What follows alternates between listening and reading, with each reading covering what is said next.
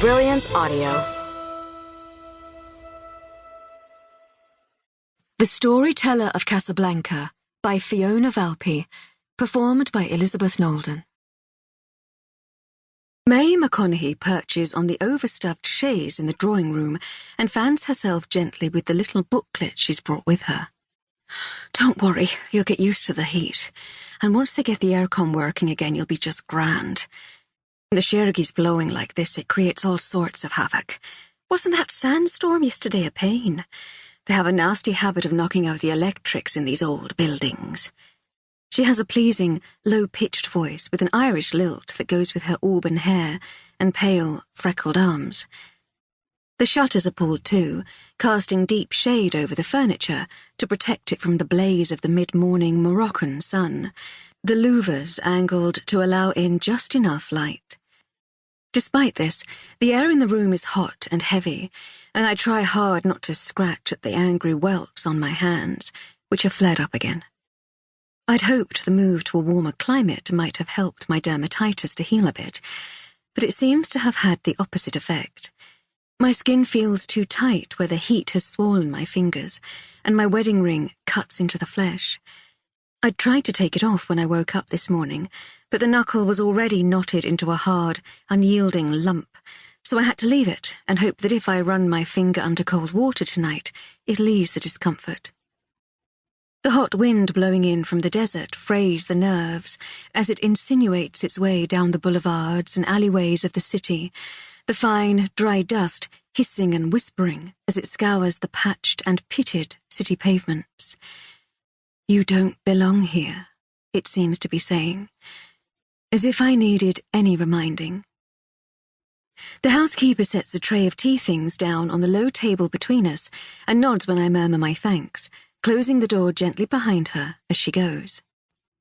May waits until she hears the quiet pad of Alia's leather slippers fade away down the hallway, and then says conspiratorially, "Isn't it heaven having staff? I don't know how many of us will be able to adapt to having to do things for ourselves again when our postings come to an end. Make the most of it while it lasts." Her laugh tinkles like the clinking of the glasses on the silver tray as I pour mint tea into them. I pass her one. From the handbag on the floor beside her, May extracts a beautifully wrapped package and passes it across to me. "These are the best honey cakes in Casablanca," she tells me. "You're lucky having the bakery right on the corner, though it'd be the ruination of my figure if I had it so close by. Just too tempting. Now then, most of the information you'll need is in the booklet." She puts it on the coffee table between us and pushes it towards me. "The club's wives committee compiled it, and we all chipped in with the important bits and pieces to help newcomers hit the ground running. It mentions the bakery here, see?" She points one red lacquered fingernail at the relevant page, headed Food and Drink.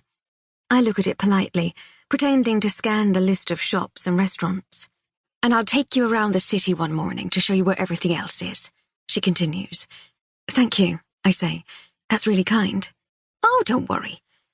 May waves a hand airily, and I'm not sure whether it's to dismiss my gratitude or an attempt to stir a breath of coolness into the hot, heavy air.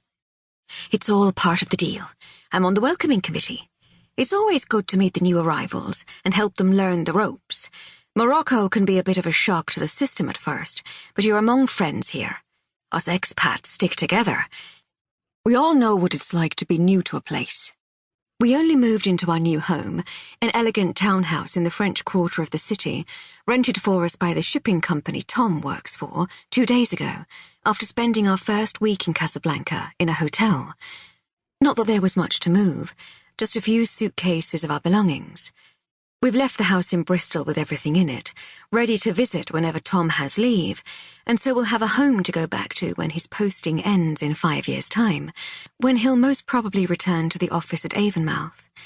The HR department offered us the option of furnished accommodation, and since, quite honestly, I have neither the time nor the energy to spend on setting up a new home from scratch in a completely foreign place, I'm happy to live with someone else's furniture. The things here are old and a little shabby, but of good quality. "Have you everything you need?"